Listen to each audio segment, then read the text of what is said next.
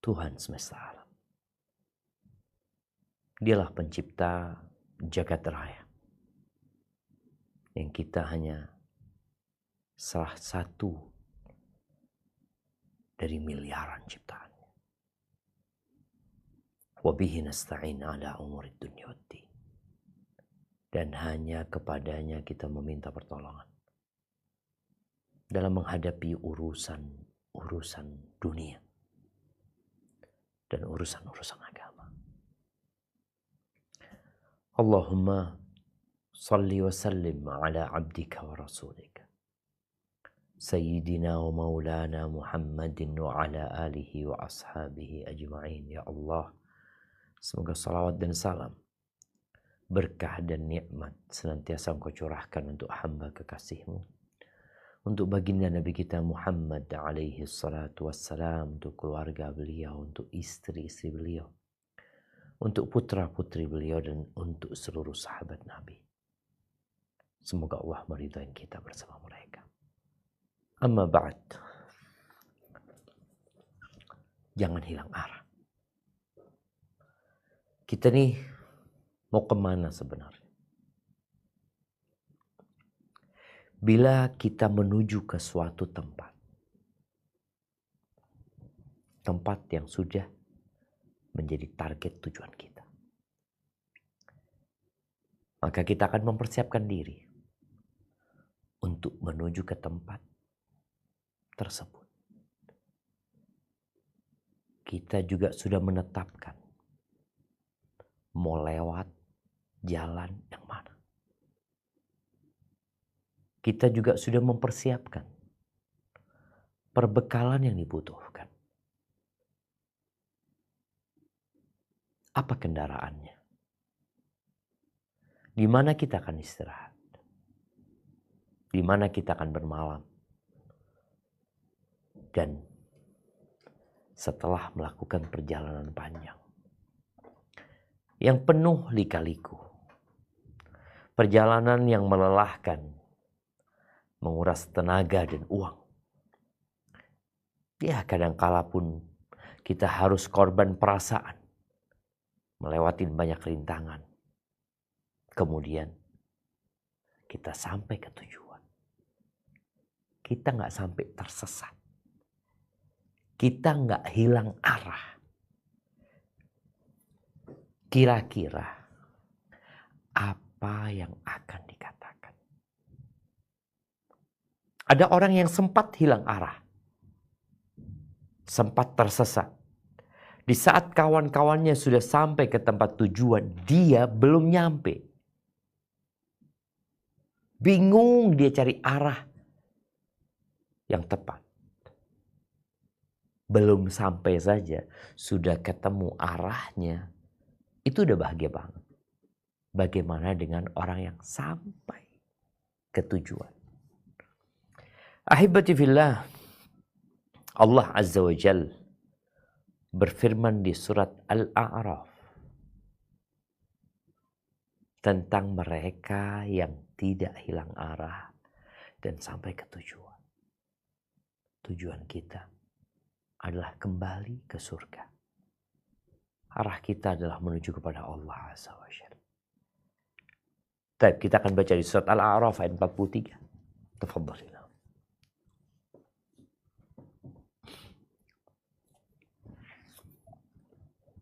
Bismillahirrahmanirrahim. Wa naza'na ma fi sudurihim min ghillin tajri min tahtihimul anhar.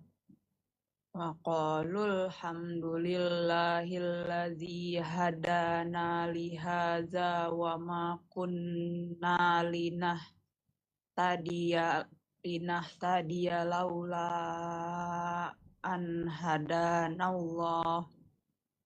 Laqad ja'at rusulu rabbina bil haqq wa nudu an tilkumul jannatu uristumuha bima kuntum ta'malun. Artinya, dan kami cabut segala macam dendam yang berada di dalam dada mereka. Mengalir di bawah mereka sungai-sungai dan mereka berkata, segala puji bagi Allah yang telah menunjuki kami kepada surga ini. Dan kami sekali-kali tidak akan mendapat petunjuk kalau Allah tidak memberi kami petunjuk. Sesungguhnya telah datang Rasul-Rasul Tuhan kami membawa kebenaran. Dan diserukan kepada mereka, itulah surga yang diwariskan kepadamu, disebabkan apa yang dahulu kamu kerjakan. Barakallahu fiik. Ketika manusia sampai ke tujuannya, mendapatkan apa yang diimpikan, walaupun harus dengan berdarah-darah dan bersusah payah. Tapi mereka lupa dengan segala kesusahan. Yang ada hanya kebahagiaan dan kegembiraan. Mereka mengatakan, Alhamdulillah. Alladhi hadana lihada. Wa ma kunna linahtadiya laula an hadanallah. Mereka mengatakan segala puji bagi Allah yang telah memberi petunjuk kepada mereka. Kalau bukan karena petunjuk yang Allah berikan, ya kita akan hilang arah. Kita nggak akan sampai ke tempat tujuan. Dan Rasul-Rasul telah datang dengan kebenaran. Memberikan arahan, memberikan petunjuk. Tapi ada yang mau dan ada yang tidak mau. Yang membuat orang itu hilang arah. Sebenarnya banyak. Tapi yang paling besar ada dua hal. Yang pertama namanya al-jahl. Yang kedua namanya al-zulm. Yang pertama adalah kebodohan. Yang kedua adalah kezaliman. Namanya orang bodoh, dia nggak tahu jalan mau kemana. Pokok melihat ada orang lewat, oh dia ikutin. Oh mungkin kayaknya arahnya ke sana. Berapa banyak kita kehilangan arah. Lalu kita melihat ada mobil yang jalan di depan kita. Kemudian kita berkata dalam hati, kayaknya ini sama kayak kita tujuannya. Kita ikutin. Ternyata dia pulang ke rumahnya.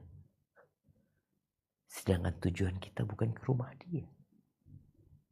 Betapa seringnya kita menggunakan Google Map dengan harapan sampai ke tempat tujuan. Tapi di tengah jalan terputus sinyal. Nggak ada sinyal. Kita pun kehilangan arah. Yang kedua adalah kezaliman.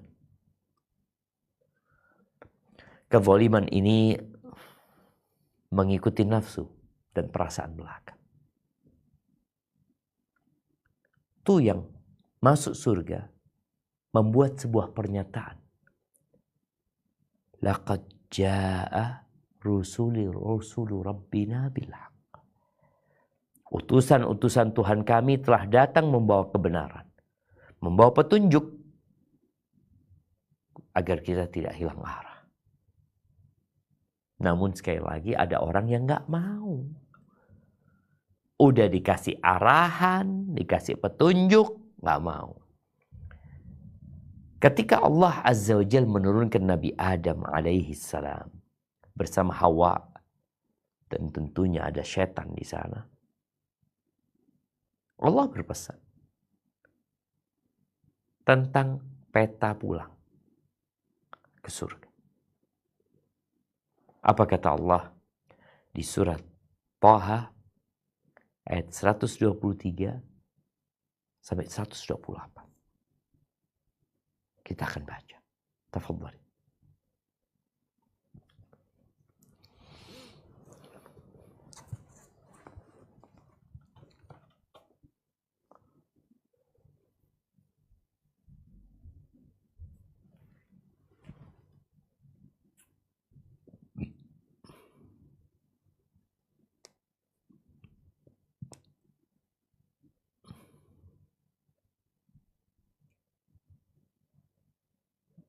Bismillahirrahmanirrahim. Qala bito minha jami'an ba'dukum li ba'din aduwwun fa imma ya'tiyannakum minni hudan famanit taba'a hudaya fala yadillu wala yashqa. Artinya, Allah berfirman, turunlah kamu berdua dari surga bersama-sama. Sebagian kamu menjadi musuh bagi sebagian yang lain. Maka jika datang kepadamu petunjuk daripadaku, lalu barang siapa yang mengikuti petunjukku, ia tidak akan sesat dan tidak akan celaka. Sebelum dilanjutkan, Allah sudah membuat sebuah keputusan.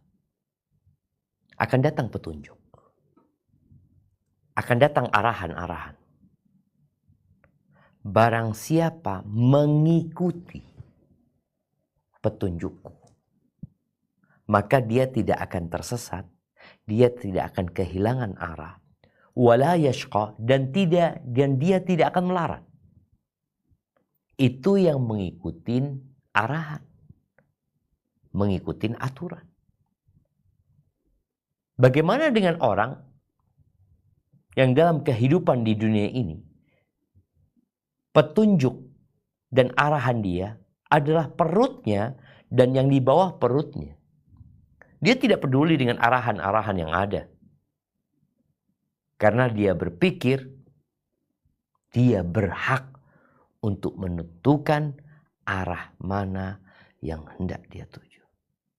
Padahal dia makhluk. Dia budak. Budak itu yang disukai oleh majikannya bukan yang pintar. Pegawai itu di sebuah perusahaan yang dicintai oleh atasannya bukan yang cerdas dan pintar, tapi yang loyal. Yang dia mau mengikuti arahan, nurut dan taat, ini akan dicintai. Ini orang akan sukses nih. Tapi kalau ada orang pintar namun tidak loyal, tidak mengikuti arahan, menentang, membandel, ya kita akan baca ayat selanjutnya. Apa yang akan terjadi? Tafadhal.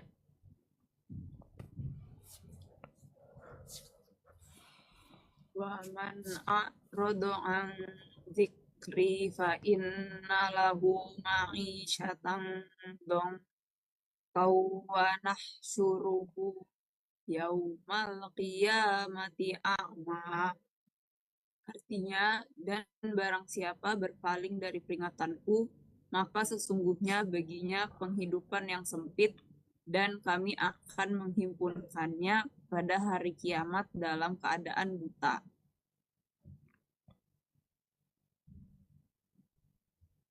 Lanjutkan. Qala rabbi lima hasyartani a'ma wa qad kuntu basira. Artinya, berkatalah ia, ya Tuhanku, mengapa engkau menghimpunkan aku dalam keadaan buta, padahal aku dahulunya adalah seorang yang melihat.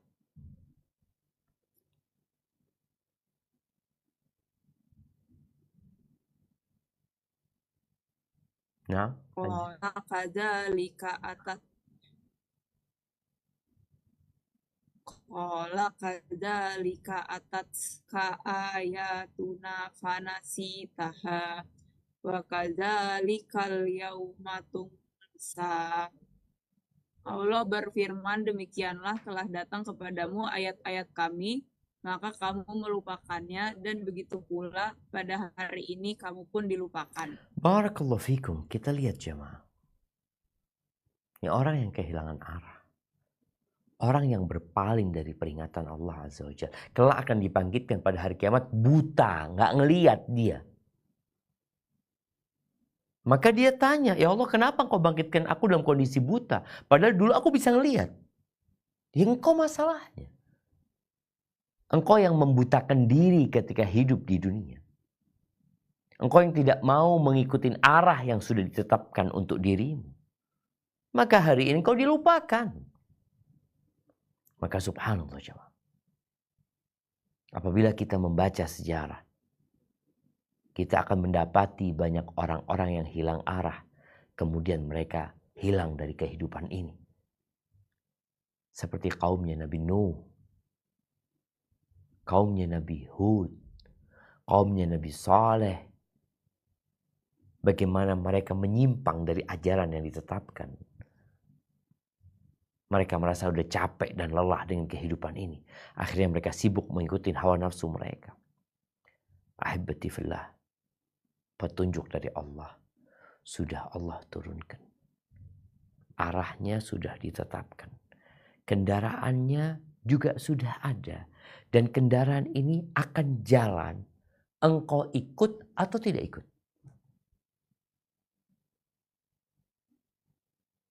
Terserah engkau. Engkau mau ikut atau tidak. Di surat Al-Baqarah ayat 154 sampai 157. Allah menyampaikan kepada hamba-hambanya tentang hakikat kehidupan.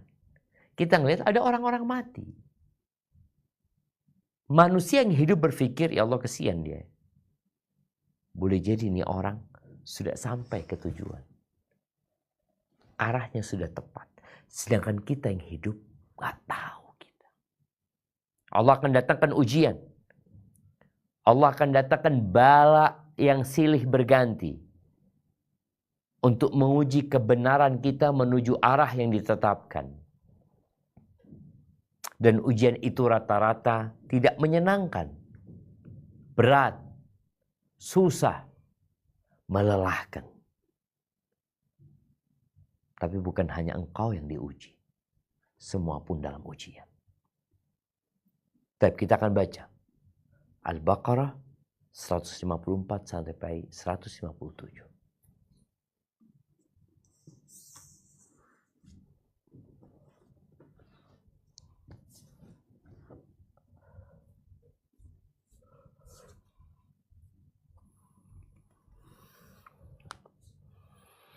Bismillahirrahmanirrahim.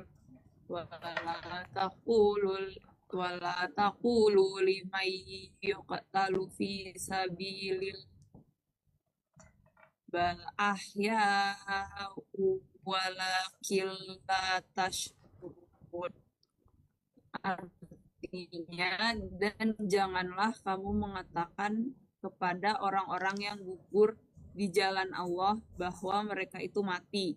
Bahkan sebenarnya mereka itu hidup, tetapi kamu tidak menyadarinya. Barakallahu fikum. Kita lihat nih. Sebelum kita lanjutkan di ayat yang sesudah. Ada orang-orang yang tewas di medan perang. Berjihad di jalan Allah. Yang menurut kita, kesian dia itu. Meninggalkan hartanya. Istrinya menjadi janda. Anak-anaknya jadi yatim. Tapi Allah kasih penjelasan. Jangan dikira mereka mati loh. Mereka hidup, tapi kalian tidak merasakan. Tidak menyadari kehidupan mereka. Mereka hidup di alam barzakh. Awal permulaan dari keabadian manusia. Kuburan itu adalah persinggahan pertama. Dari persinggahan hari akhir. Kadangkala kita punya kacamata harus ganti. Agar kita tahu mana arah yang benar dan mana arah yang salah. Maka jangan dikira bahwasanya mereka sudah mati. Oh, mereka hidup. Dan mereka mendapatkan rizki dari Allah Azza wa Jalla. Cuma kita yang tidak menyadarinya. Lalu Allah menyebutkan tentang ujian-ujian dan bala yang harus dilewatin.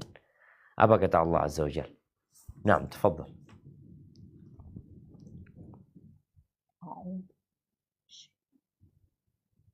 lanabluwannakum bisyai'im minal khawfi wal ju'i wa naqsin minal amwali wal anfusi wasyamarat Wathamarat. Tha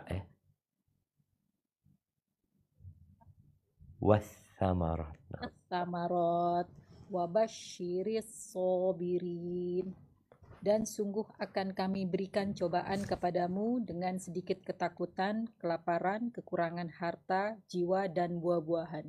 Dan berikanlah berita gembira kepada orang-orang yang sabar. Lanjut. Alladzina idza asobathum musibatun qalu inna lillahi wa inna ilaihi raji'un. Yaitu orang-orang yang apabila ditimpa musibah mereka mengucapkan inna lillahi wa inna ilaihi raji'un. Lanjut. Ulaika alaihim sholawatun mir rabbihim wa rahmah wa ulaika humul muhtadun. Mereka itulah yang mendapat keberkahan yang sempurna dan rahmat dari Tuhan mereka. Dan mereka itulah orang-orang yang mendapat petunjuk. Tuh orang-orang yang dapat petunjuk. Orang-orang yang hilang arah, dia sampai ke tempat tujuan. Balanya disebutkan. Kami benar-benar akan memberikan bala, memberikan ujian, cobaan. Sedikit rasa takut, sedikit kelaparan, kekurangan harta, bangkrut, ditinggal mati orang-orang yang dicintai, gagal panen. Dan berikan kabar gembira kepada orang-orang yang sabar. Sabar. Kalau sudah bicara ujian, semuanya diuji. Tinggal dia lulus atau tidak dalam ujian tersebut. Siapa orang yang bersabar? Yang tahu arah orang sabar itu. Ketika musibah menimpa mereka, mereka ucapkan inna lillahi wa inna ilaihi raji'un. Kami sesungguhnya milik Allah dan kami akan kembali kepada Allah Azza wa Jalla. Nah, kita semua akan kembali kepada Allah. Ini orang yang kayak gini dapat salawat dari Allah. Berkah hidupnya, dapat rahmat plus petunjuk. Dan barang siapa yang diberi petunjuk oleh Allah, walaupun datang sejuta orang-orang jahat untuk menyesatkan dia, nggak akan bisa. Karena Allah sudah tetapkan hidayah buat orang tersebut.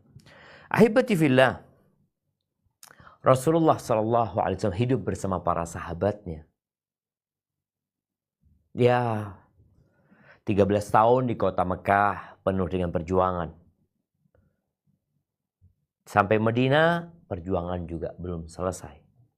Sampai penaklukan kota Mekah, mulai kondisi umat Islam tenang. Musuh bebuyutan mereka sudah tidak lagi menyerang. Bahkan mereka sudah takluk. Di masa enak, di masa santai, di masa nyaman, udah selesai musuhnya. Allah berikan kepada mereka ujian dan bala susulan. Untuk membuktikan mana yang benar-benar ingin sama Allah dan mana yang pura-pura. Maka terjadilah perang Tabuk. Setelah menaklukkan kota Mekah, tahun ke-9 itu terjadi perang Tabuk. Perang dengan jumlah pasukan terbesar yang pernah dipimpin oleh Nabi SAW. Perang dengan jarak yang paling jauh yang pernah ditempuh oleh Nabi dan para sahabatnya. Bila dibandingkan dengan peperangan-peperangan yang ada. Peperangan yang melawan Romawi. Kekuatan adidaya pada masa itu yang tak terkalahkan sebenarnya. Ini bangsa Arab. Orang-orang yang baru masuk Islam. Tahu-tahu harus berhadapan sama pasukan-pasukan Romawi. Maka berat buat mereka. Berpikir untuk tidak ikut perang. berpikir untuk santai. Maka Allah tegur para sahabat yang hampir hilang arah. Coba kita baca di surat At-Taubah ayat 38 sampai 39. Tafadhol.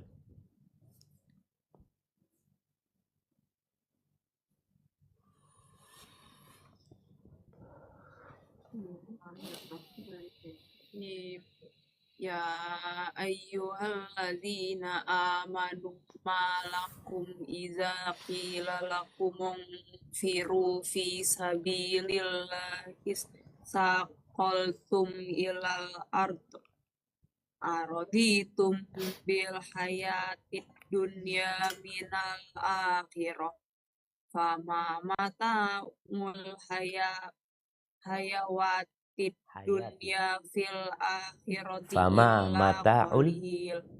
hayati. Fama mata'ul hayati. Bukan hayawat bacanya tapi hayat. Nah, Fama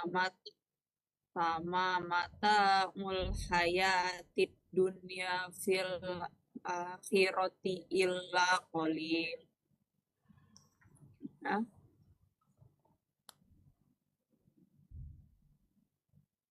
Nah, artinya hai orang-orang yang beriman, apakah sebabnya apabila dikatakan kepada kamu, berangkatlah untuk berperang pada jalan Allah.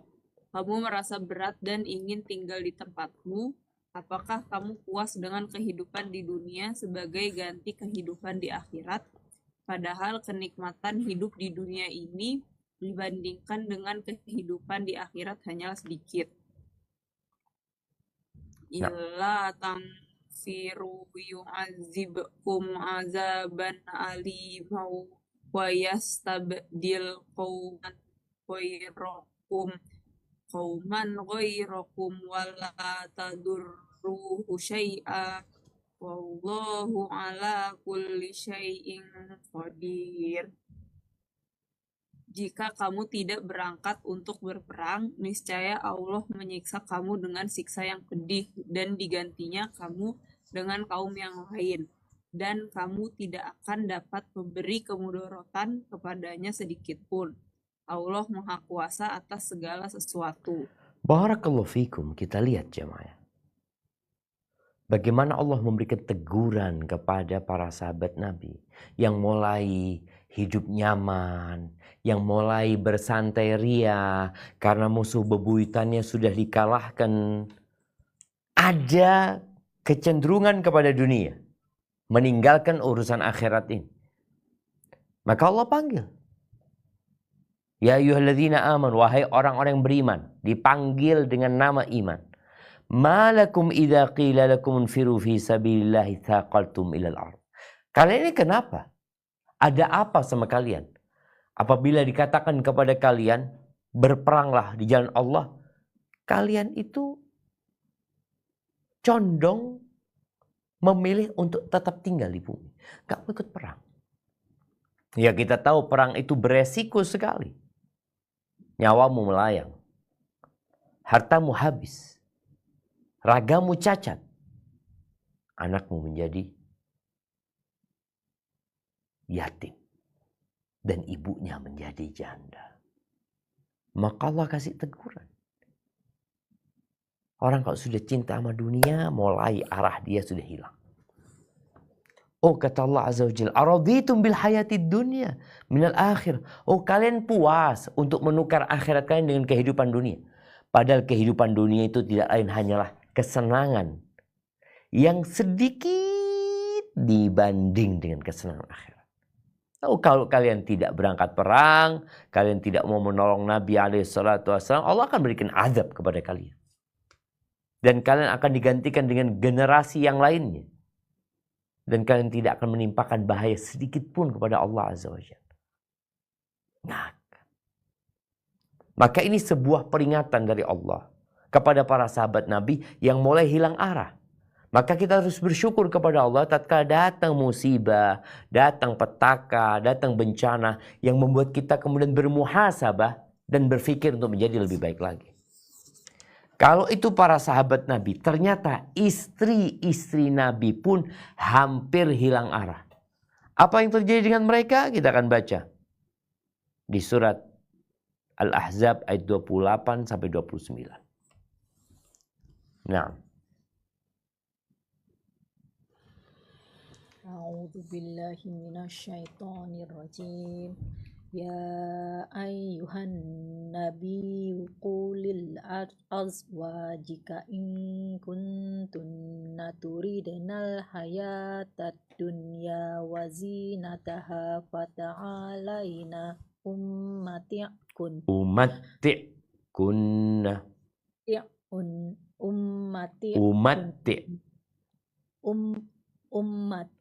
enggak. Taknya yang tasydid. Umatti'kunna wa usarrihkunna sarahan jamila.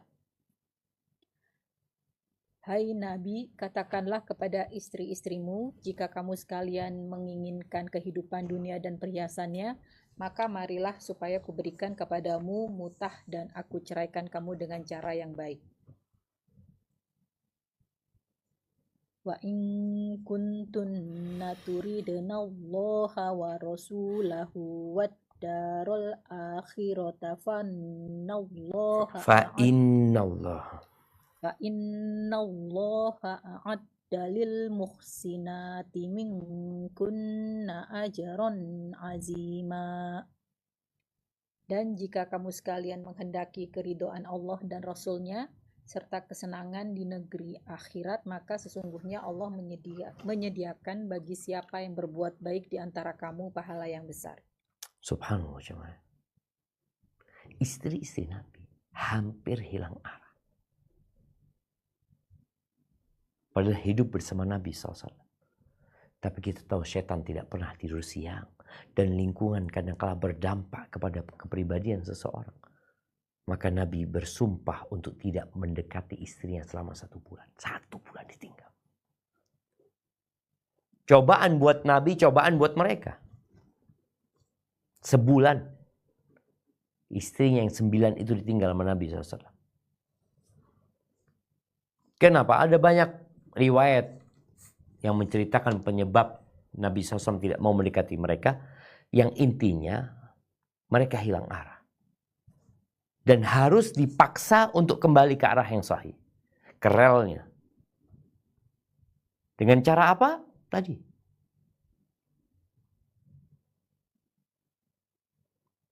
Nabi SAW bersumpah untuk tidak mendekati istri.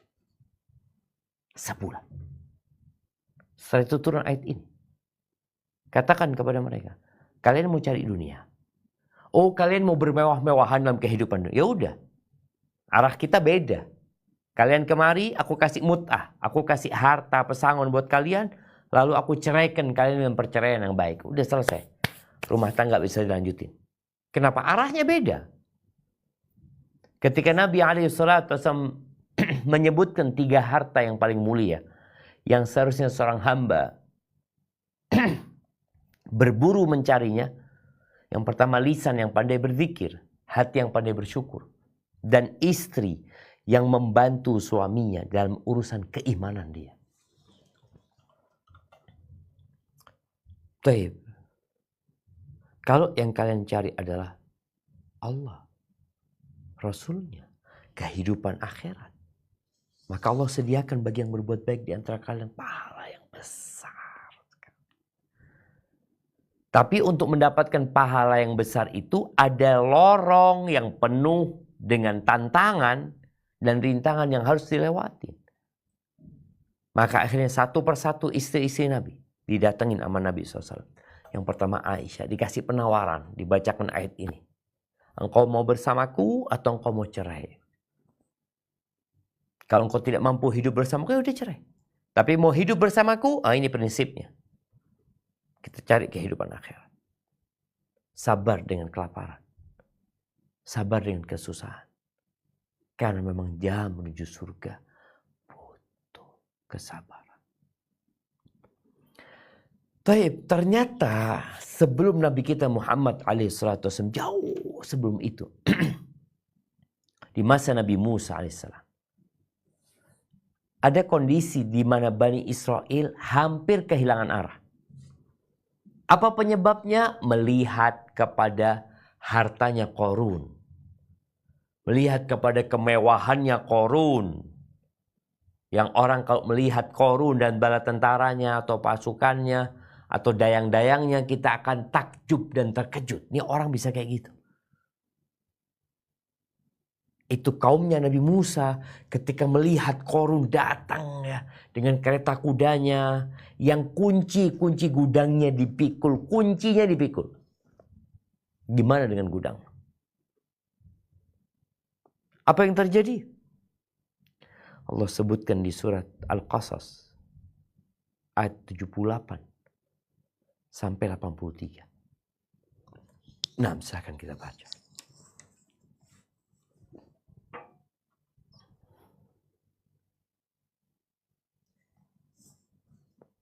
Baca ayat 79 ya, 79. Ayat 79. Naam. Fakharaja ala qaumi. Fakharaja ala qaumihi fi zinatihi. Qala allazina yuriduna hayatad dunya ya laitalana mislama utiya Qarun innahu lazu haddin adim. Maka keluarlah Qarun kepada kaumnya dalam kemegahannya. Berkatalah orang-orang yang menghendaki kehidupan dunia, moga-moga kiranya kita mempunyai seperti apa yang telah diberikan kepada Qarun. Sesungguhnya ia benar-benar mempunyai keberuntungan yang besar. Barakallahu fikum. Sebelum kita lanjutkan, orang yang ambisinya duniawi, ya udah, dia akan menilai segala sesuatu dengan dunia. Maka tatkala mereka melihat Qarun dan melihat Nabi Musa, beda gaya pandang mereka. Mereka melihat, oh Qarun ini yang punya keberuntungan yang besar sekali. Tapi orang yang keinginannya akhirat, dia berpikir bagaimana akhirat dulu, dunia akan ikut. Tapi ini orang tadi muji-muji Qarun, ya Qarun dapat ini, dapat itu. Apalagi dilihat oleh mereka kekayaan Qarun. Kita kalau ngelihat ada orang pakai mobil mewah, ya kita kadang ya Allah, beruntung orang ini. Kita lanjutkan. Nah. Wa qala allazina utul ilma wailakum sawabullahi khairul liman amana wa amila sholihat wala yulaqaha illa sabirun. Berkatalah orang-orang yang dianugerahi ilmu, kecelakaan yang besarlah bagimu.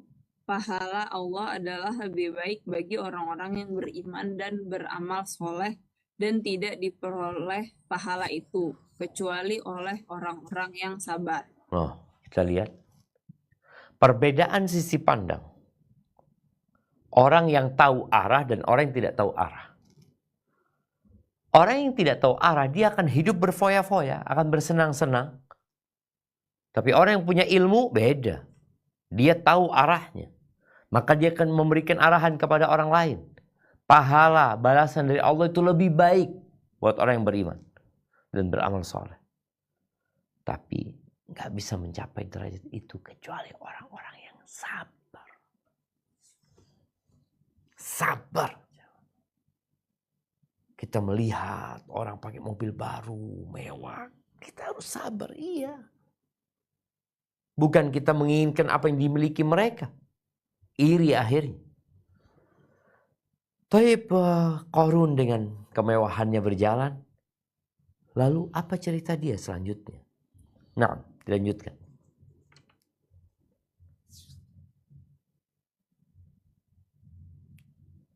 فخسفنا به وبداره الأرض فما كان له من فئة ينصرونه من دون الله وما كان من المنتصرين.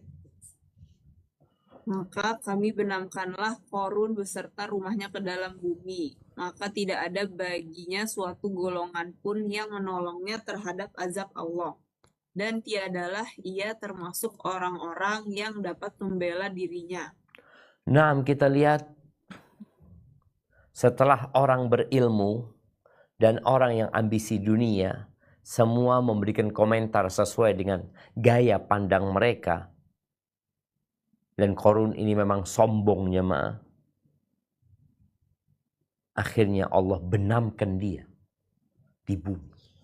Bersama bersama komplek perumahannya. Bukan rumah dia saja. Orang kaya kan punya komplek perumahan, punya gudang, punya ruang tamu, ini itu. Allah tenggelamkan semuanya di bumi. Dan sekarang jadi cerita kalau ada harta di dalam bumi, dikatakan harta Korun. Mana Korun? Korun di sana. Mesir sana. Maka hibati fillah. Bagaimana sikap orang-orang yang awalnya berpikir Korun ini beruntung sekali. Ketika mereka mendapati Korun, hilang ceritanya. Ditelan oleh bumi bersama perumahannya. Maka orang-orang yang ingin dengan harta yang dimiliki Korun, apa yang mereka katakan? Coba kita baca.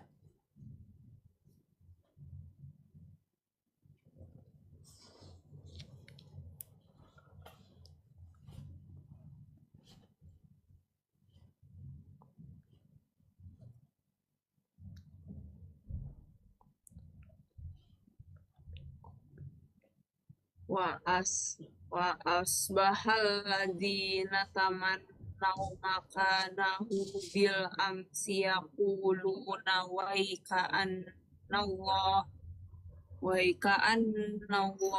yabsutur rizqa liman yasha'u min ibadihi wa yaqdir laula amanallahu alaina laqasafa bina wa ka'annahu la yuflihul kafirun.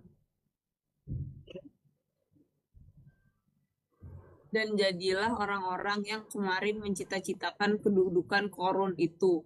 Berkata, aduhai benarlah Allah melapangkan rezeki bagi siapa yang dia kehendaki dari hamba-hambanya dan menyempitkannya. Kalau Allah tidak melimpahkan karunia-Nya atas kita, benar-benar dia telah membenamkan kita pula. Aduhai benarlah tidak beruntung orang-orang yang mengingkari nikmat Allah. Barakallahu fikum. Kita lihat ya. Nih. Yang kemarin salah arah. Tahu-tahu ada kejadian yang membuat mereka jadi tahu arah dan tidak hilang arah. Mereka baru mengetahui. Oh, alhamdulillah kata mereka, kita nggak seperti Korun. Coba kita kayak Korun, habis kita sudah. Hartanya ditinggal, dirinya pun mati. Nggak ada manfaat itu harta. Maka di sini orang harus benar-benar memahami tujuan dari kehidupan. Sehingga dia tidak hilang arah. Gemerlapnya dunia, mewahnya dunia tidak lain hanya ujian buat hamba. Apakah dia bersyukur atas nikmat-nikmat tersebut. Dan bagaimana syukur dia. Atau Allah kasih bala di fisiknya, di tubuhnya. Supaya dia sadar. Dan kembali kepada Allah Azza wa Jalla. Orang-orang kafir itu gak akan pernah sukses. Apalagi bahagia. Terus gimana? Manusia itu kan secara tabiat ya ingin dunia, ingin akhirat gitu loh. Apa kata Allah Azza wa Jalla? Di ayat 83.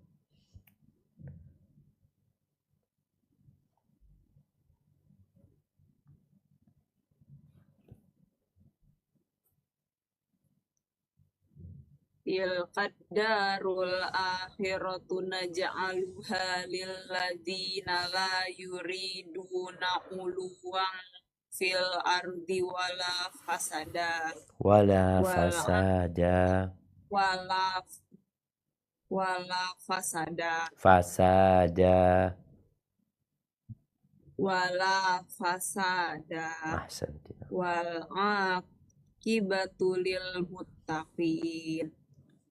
Negeri akhirat itu kami jadikan untuk orang-orang yang tidak ingin menyombongkan diri dan berbuat kerusakan di muka bumi. Dan kesudahan yang baik itu adalah bagi orang-orang yang bertakwa. Barakallahu fikum. Kalau engkau ingin dunia dan akhirat, maka jangan sombong. Jangan congkak. Jangan sibuk berbuat dosa di muka bumi ini. Pada akhirnya, happy ending itu buat orang-orang bertakwa. Qarun tenggelam di bumi bersama hartanya. Maka yang ingin dunia akhirat, tolong pelajari aturan Sang Pencipta. Ahibati fillah, Allah menyeru kita semua kepada arah yang tepat. Tapi kita mau nggak ke sana? Apa kata Allah di surat Adz-Dzariyat ayat 50? Surat Adz-Dzariyat ayat 50.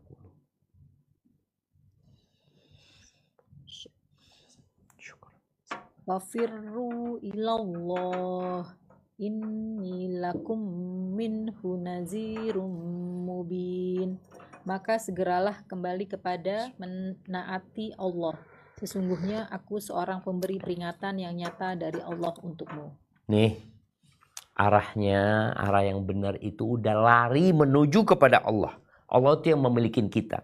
Allah yang menciptakan kita. Apapun yang terjadi itu sudah ditetapkan oleh Allah Azza wa Jal. Tinggal kita ya udah berbaik sangka sama Allah Jalla Jalaluh. Kembali kepada Allah dengan meninggalkan segala ketergantungan kepada makhluk. Fafirru ilallah. Kalian kaburlah menuju kepada Allah. Jadi al-firar yang namanya lari, kabur itu, biasanya orang tidak akan noleh ke belakang. Dia fokus dengan tempat dan arah yang sudah ditetapkan. Maka buat yang hilang arah, ya udah lari kepada Allah Azza wa Jalla. Ingat, Allah tidak menciptakan kita untuk bersenang-senang. Allah tidak menciptakan kita seperti binatang ternak yang dikasih makan, kemudian dimandikan, dikeluarkan dari kandangnya, kemudian suatu saat dia dipotong untuk dinikmatin. Enggak, Allah menciptakan kita untuk mengabdi kepadanya.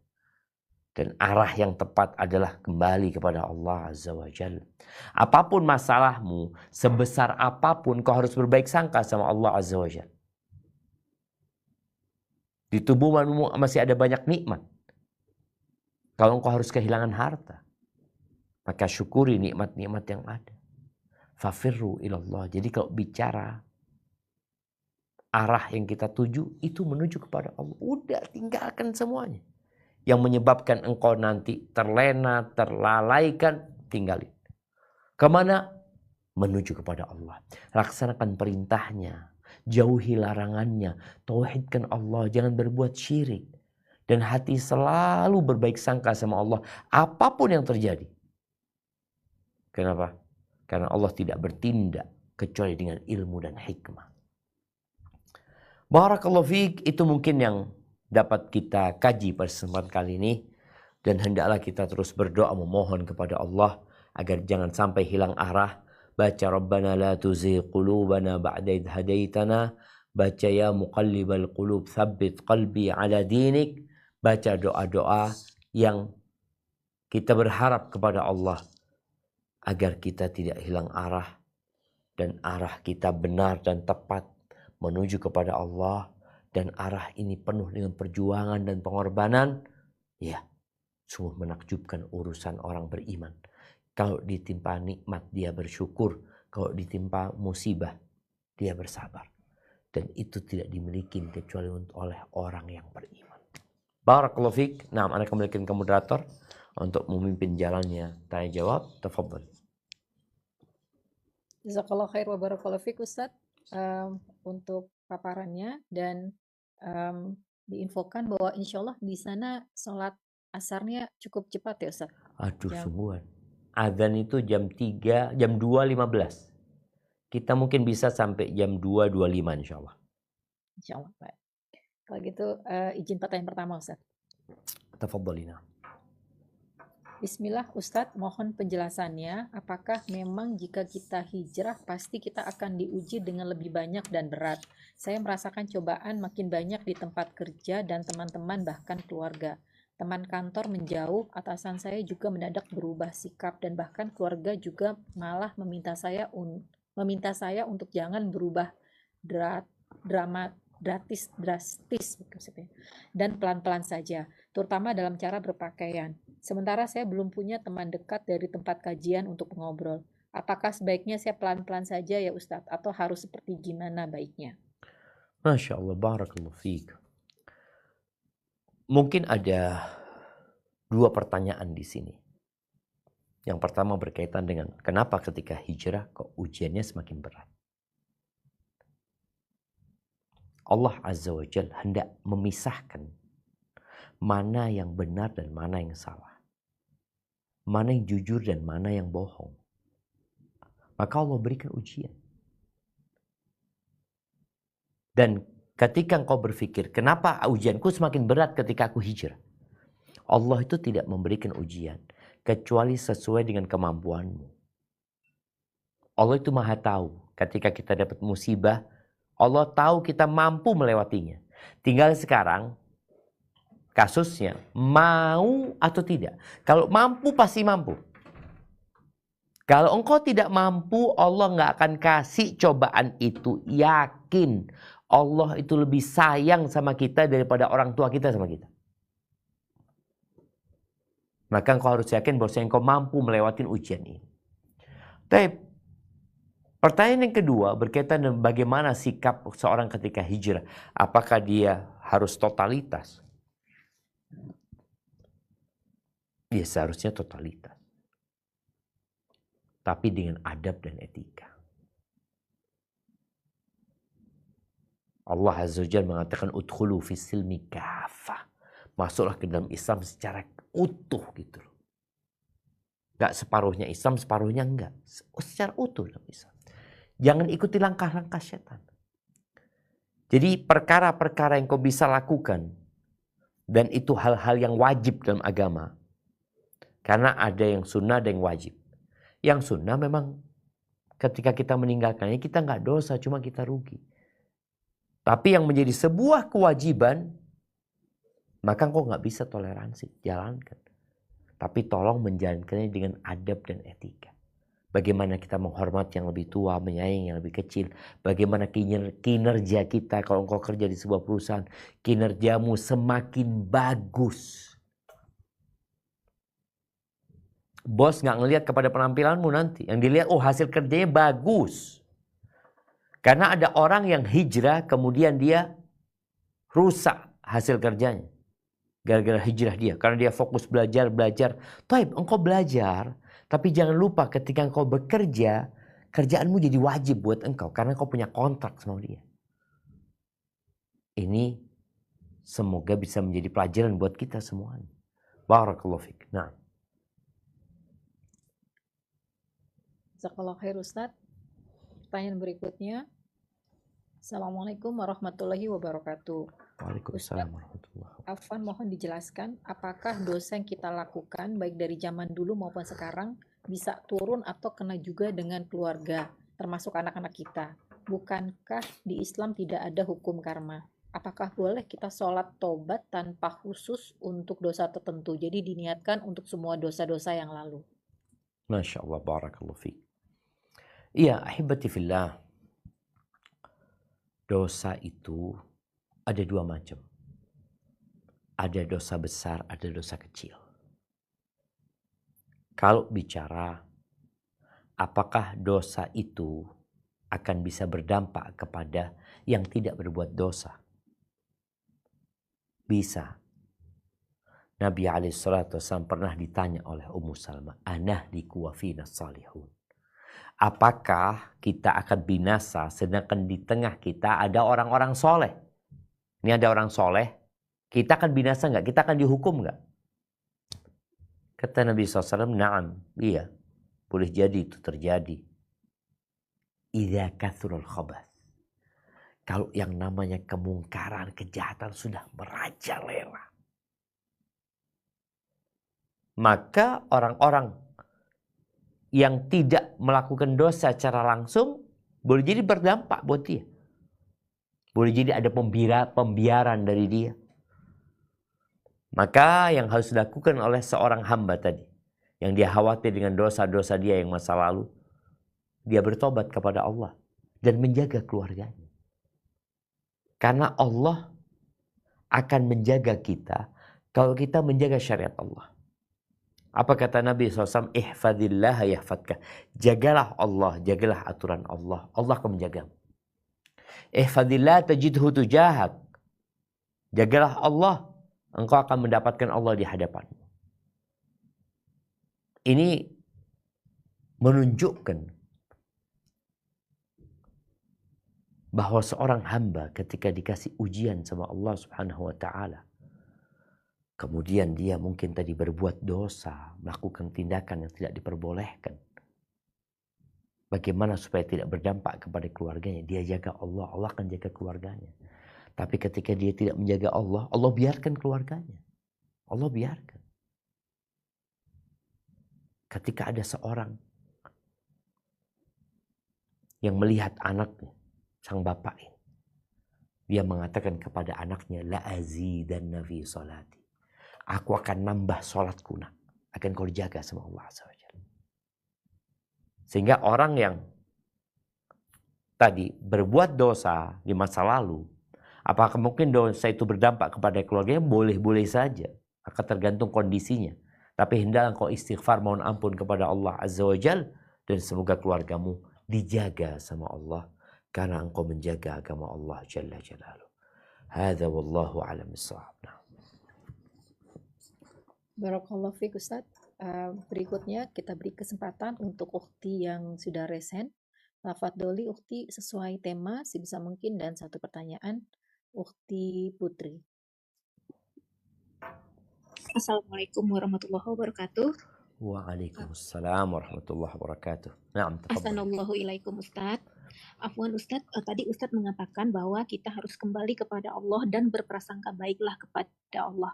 Bagaimana Ustaz menempatkan ini dengan bentuk rojak gitu Ustaz? Karena anak pribadi jujur Ustaz merasa kadang-kadang ada terpikir apakah amalan anak akan diterima, bukankah ya kadang sedang sholat pun kadang nggak sepenuhnya khusyuk gitu Ustaz. Apakah puasa dan tobat-tobat anak juga akan diterima oleh Allah? Kan Ustaz bilang waktu di kajian-kajian yang sebelumnya, ya kalau seandainya taubat kita diterima ya Allah akan gantikan dengan catatan kebaikan. Dan ada sesekali khawatir di anak Ustaz, kalau itu tidak akan diterima oleh Allah, kalau mungkin dosa Ana juga masih banyak gitu Ustadz, mungkin ibadah Ana tidak sempurna. Dan sebelumnya Ana juga pernah bertanya kepada Ustadz, kadang-kadang Ana berhayal, kenapa ya Ana tidak jadi as-sabiqunal awalun aja, kenapa Ana tidak menjadi yang seperti yang kajian sebelumnya, ashabul fatroh yang mungkin tidak disyariatkan untuk menjalankan ini itu, tapi Ustadz bilang zaman kita lah yang enak gitu Ustadz. Mohon penjelasannya Ustadz. Syukron jazakallah khair Ustadz. Barakallahu fiik. Barakallahu fiik. Nah, ahibati fillah, dalam beribadah kepada Allah atau dalam kembali kepada Allah, lari kepada Allah, kita harus tahu tentang Allah Azza wa Jalla. Ma'rifatullah, mengenal Allah, itu menjadi perkara yang paling awal yang harus difahami. Orang kalau kenal sama Allah, dia akan cinta. Dan dia akan takut juga sama Allah SWT. Sehingga kita beribadah kepada Allah di antara rasa takut dan rasa harap. Kita berharap kepada Allah karena Allah maha baik. Kita takut sama Allah karena kita banyak salah. Dan kita tahu Allah itu azabnya pedih. Nabbi ibadi Anni anal ghafurur rahim. Kabarkan kepada hamba-hambaku bahwa aku adalah yang maha pengampun dan maha penyayang. Wa anna azabi huwal azabul alim. Dan bahwasanya azabku adalah azab yang pedih. Maka seorang hamba kalau kenal sama Allah, dia semakin sayang sama Allah, semakin cinta, semakin mengagungkan Allah, dan dia takut sama Allah SWT. Jadi memang kita itu berbaik sangka sama Allah, berburuk sangka sama diri kita. Jadi orang kalau kenal sama dirinya, dia nggak akan sok suci. Dia nggak akan berbaik sangka dengan dirinya. Dia akan khawatir dengan amalan-amalannya. Kenapa? Karena kita memang penuh dengan kelemahan dan kekurangan. Maka hendaklah kita juga berdoa memohon kepada Allah supaya dikasih iman. Yang di situ kita akan penuh harap dan takut kepada Allah Subhanahu wa taala. Jadi intinya ya kalau kita bicara kita sekarang ini, ya kita berusaha untuk berbuat yang terbaik. Kalau bicara dosa-dosa kita ya mudah-mudahan diampuni. Tapi kita tahu boleh jadi nggak diampuni karena aku nggak ikhlas dalam bertobat. Aku nggak taubatan nasuha. Nah, tadi ada pertanyaan lupa yang nggak sempat dijawab ya, berkaitan dengan orang yang mungkin dia punya banyak dosa di masa lalu ya. Apakah dia boleh melakukan sholat taubat bukan untuk dosa tertentu tapi untuk dosa-dosa dia yang lalu? Tadi disebutin dosa itu ada dua macam, ada dosa besar, ada dosa kecil. Dosa kecil ini dihapuskan dengan istighfar, dihapuskan dengan ya amal-amal soleh, sholat yang 5 waktu. Adapun dosa besar ini, itu yang perlu pertaubatan. Dan sholat taubat itu bukan syarat diterimanya pertaubatan hamba. Syarat diterimanya pertaubatan hamba itu menyesali, meninggalkan dosa tersebut, bertekad untuk tidak mengulangi. Dan kalau hubungannya sama manusia, maka kita perlu ada transaksi sama mereka, meminta maaf atau dikembalikan apa yang pernah kita ambil dari mereka, atau qisas. Itu syarat tobat. Jadi kalau orang mau sholat tobat itu, ya bukan sholat rutin yang dia lakukan. Ada sholat rutin yang lakukan, sholat sunnah-sunnah yang sudah kita ketahui. Tapi sholat tobat ini memang untuk tadi ketika engkau mengenang dosamu. Atau engkau habis berbuat dosa, silakan sholat. Tapi bukan menjadi sebuah rutinitas. Ingat syarat tobat yang tadi disebutkan.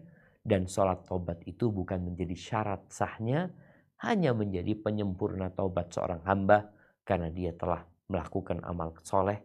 Dan amal soleh itu menghapuskan amal-amal buruk. Hadza wallahu a'lam bishawab. Nah. Jazakallahu khair Ustaz. Berikutnya Ukti Rahmi, Afwan, sesuai tema dan satu pertanyaan. Tafadholi. Bismillah, Assalamualaikum warahmatullahi wabarakatuh. Waalaikumsalam warahmatullahi wabarakatuh.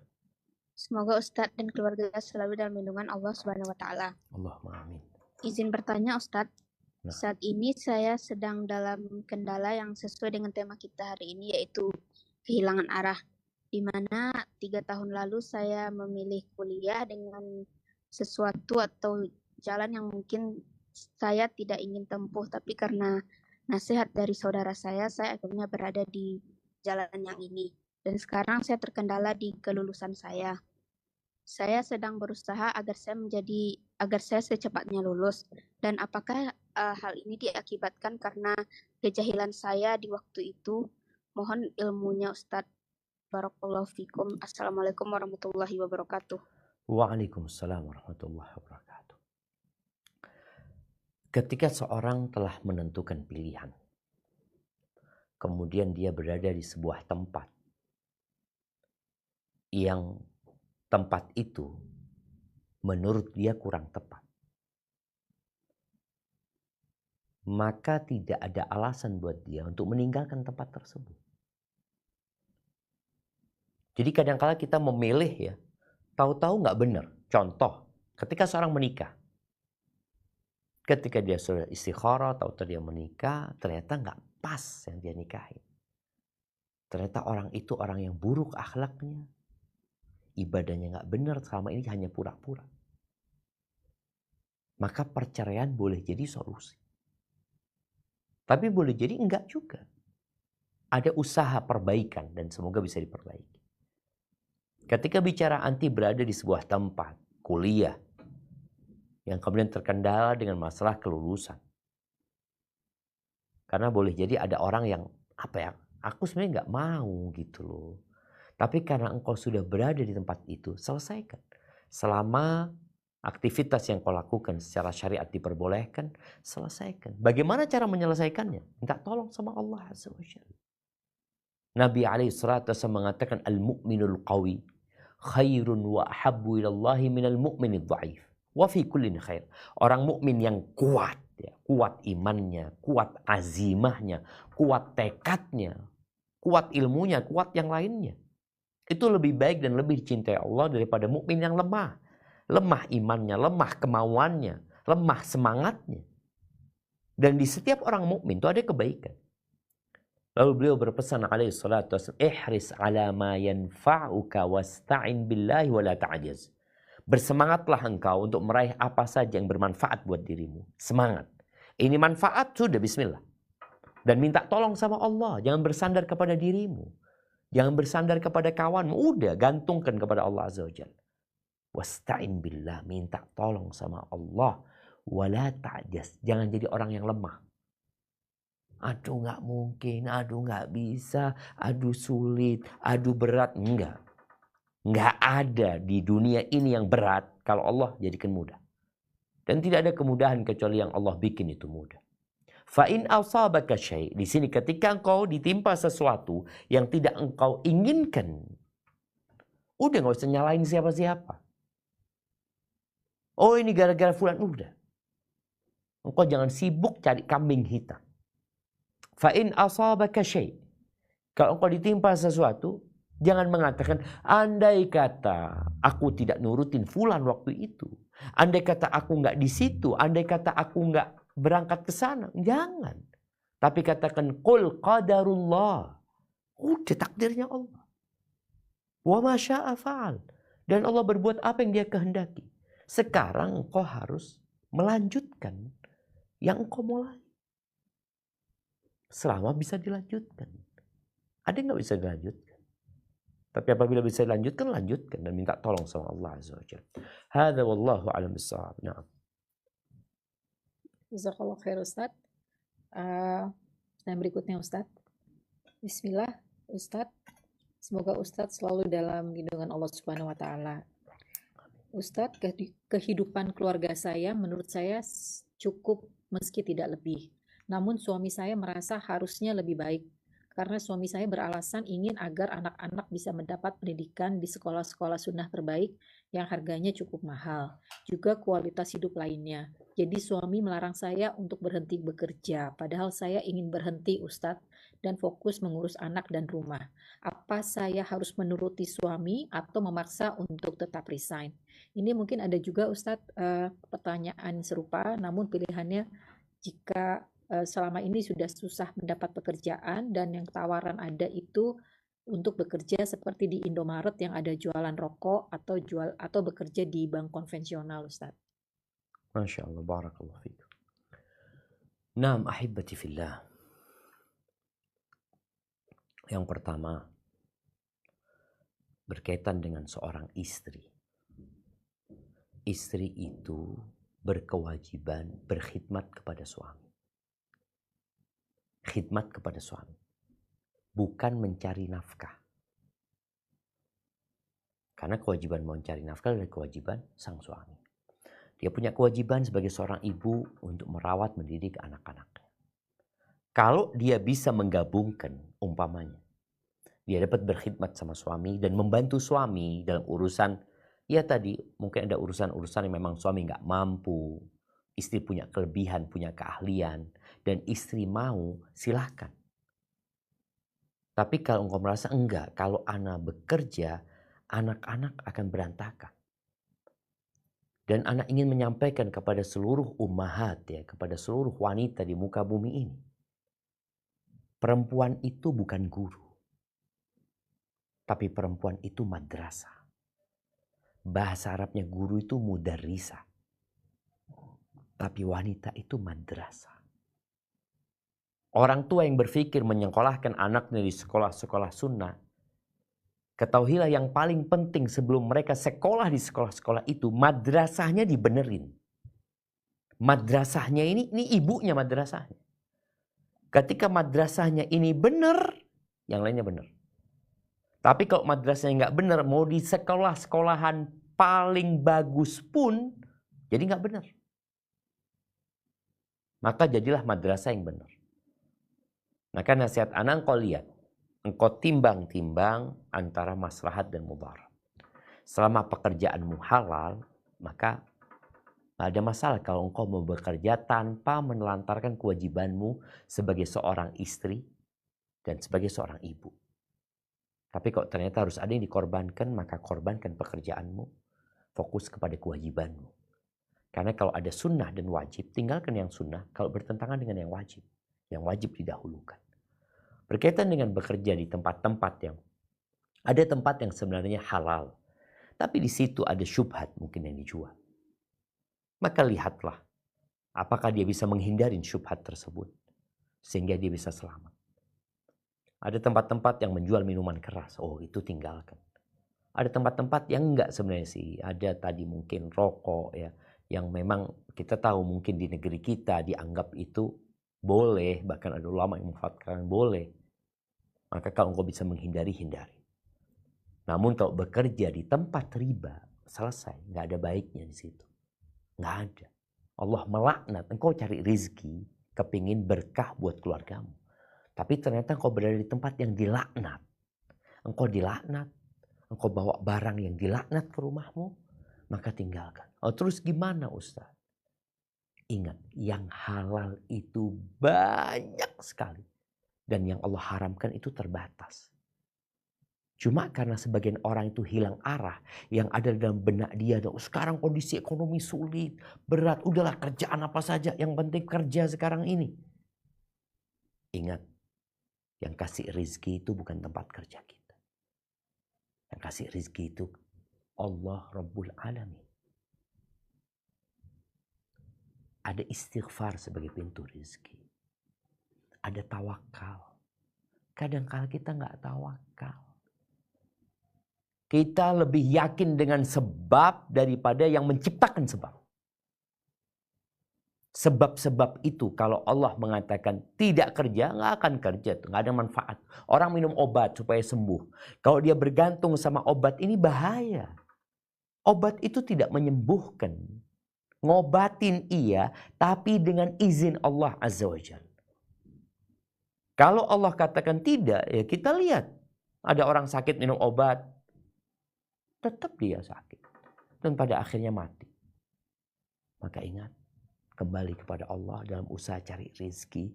Ketika sulit, panggil nama Allah. Baca asma Allah husna, kenali Allah. Engkau lari kepada Allah, bukan lari kemana-mana. Lari dari semuanya menuju kepada Allah. Allah itu Esa. Dan Allah pencipta segala-galanya. Hadza wallahu a'lam bissawab. Nah. Jazakallahu khair Ustaz. Masih bisa satu pertanyaan Ustaz ya? Tafadhali, na'am. Bismillah. Bismillah. Assalamualaikum warahmatullahi wabarakatuh Ustaz. Waalaikumsalam. Apakah dalam memilih terbaik adalah dengan sholat istikharah? Gimana salat yang benar Ustadz agar kita yakin bahwa hasilnya bukan karena nafsu kita? Apakah benar keluarnya nanti di mimpi ya Ustadz? Barakallahu fiik. Naam ahibati fillah, dahulu ya. Orang-orang itu kalau harus memilih, mereka menggunakan undian. Di bangsa Arab itu ada yang namanya azlam. Azlam itu adalah anak panah yang nggak ada bulunya. Yang di situ ditulis iya, tidak, atau nggak ada tulisannya. Dan ada juru kuncinya. Mereka mungkin kasih apa ya, kemudian nanti dikocok ya, mana yang keluar? Yang keluar, oh iya, berarti lanjut. Mereka mau nikah, mereka mau buka usaha, ada yang seperti itu. Itu dilarang dalam agama kita. Karena itu hanya hanya apa ya? Hanya sesuatu yang tidak pasti sebenarnya. Dan itu tidak menentukan mana yang baik dan mana yang tidak baik. Maka seorang hamba ketika beriman kepada Allah, minta pilihan sama Allah. Maka yang dikenal adalah istikharah. Jadi buat orang yang ingin melakukan sesuatu, ada dua hal yang perlu dia lakukan. Yang pertama istikharah, yang kedua istisyarah. Yang pertama salat istikharah, yang kedua musyawarah. Atau sebaliknya diawali dengan musyawarah, kemudian istikharah. Bagaimana salat istikharah yang benar? Maka doa itu dibaca setelah sholat. 2 rakaat. Bukan sholat wajib. Cari waktu yang nyaman buat engkau. Bukan di waktu terlarang. Bukan waktu-waktu yang gak boleh kita sholat. Mau ba'dal maghrib silahkan. Mau di waktu duha silahkan. Mau di ba'dal zuhur boleh. Gak boleh ba'dal asar sama ba'dal subuh ya. Sampai matahari terbit. Mau tengah malam juga gak apa-apa. Sholat 2 rakaat. Usahakan ikhlas. Setelah sholat, engkau berdoa, engkau puji Allah Subhanahu wa taala, engkau bersalawat kepada Nabi alaihi salatu wasallam, lalu engkau mulai berdoa istikharah. Ada doa istikharah itu, Allahumma inni astakhiruka bi'ilmik, ya Allah aku minta pilihan dengan ilmumu. Kenapa? Karena engkau mengetahui, aku enggak mengetahui. Dan engkau yang maha mampu, aku minta kemampuan dari engkau juga. Baca tuh, kalau ini baik ya mudah-mudahan ditetapkan, dimudahkan. Kalau enggak mudah-mudahan dipalingkan. Itu kita baca.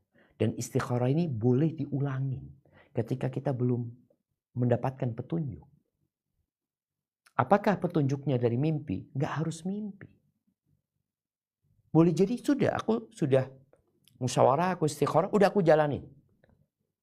Nah, ketika menjalanin, umpamanya melamar kerja di tempat ini. Kok kayaknya Anda sudah istikharah, Anda sudah musyawarah, melamar, udah jalanin. Nggak ada mimpi, nggak ada apa. Tahu-tahu diterima. Oh, mudah-mudahan ini yang terbaik. Tapi ketika ditolak, oh kayaknya ini yang terbaik. Aku kan sudah istikharah, aku sudah musyawarah. Sehingga kita nggak gelo, kata orang Jawa. Udah, anak udah serahkan sama Allah SWT. Jadi nggak harus mimpi. Tapi udah jalanin. Dan nanti prosesnya Allah yang akan menetapkan. Kalau tahu-tahu, aduh kayaknya nggak mungkin. Kenapa? Jalannya dipersulit, ya udah kan kita minta kalau memang baik semoga dimudahkan, kalau enggak supaya dipalingkan, dikasih ganti yang lebih baik sama Allah SWT. Dan tadi bagaimana kita mengetahui itu nafsu atau memang pilihan Allah Azza wa Jalla? Sebagian kita istikharah padahal hatinya udah condong. Ini kadang-kadang berbahaya. Ketika nggak ada petunjuk, dia mengikuti nafsunya. Padahal seharusnya udah dia ikutin. Kalau memang sulit, nggak bisa, oh berarti ini bukan pilihan Allah. Orang yang sudah nafsu, oh nggak, ini insya Allah baik loh. Engkau kan sudah istikharah. Engkau minta kalau memang baik dimudahkan dan ditakdirkan. Kalau buruk dipalingkan. Ketika semakin jauh, ya udah tinggalin. Karena ada seorang laki-laki, Ana pernah ketemu dia. Ana ini Ustaz, kalau ditolak Ustaz, Ana semakin semangat Ustaz untuk maju lagi. Loh, kok kan istikharah? Seorang hamba harus yakin sama Allah. Bicara petunjuknya tadi nggak harus mimpi, boleh jadi memang kemudahan-kemudahan yang dia dapatkan. Tapi kok ternyata ada kesulitan, ada kejanggalan, ada rintangan, ya udah tinggalin. Itu kalau halal ya, ingat ya. Dua-duanya halal. Atau satu hal aja yang kita kepingin minta pilihan sama Allah. Tapi kalau haram, nggak pakai istikharah, tinggalin. Barakallahu fiik, itu yang dapat Ana sampaikan, kurang lebihnya mohon maaf ya. Karena memang waktu sekarang Ana lihat siang itu semakin panjang dan malam itu semakin pendek.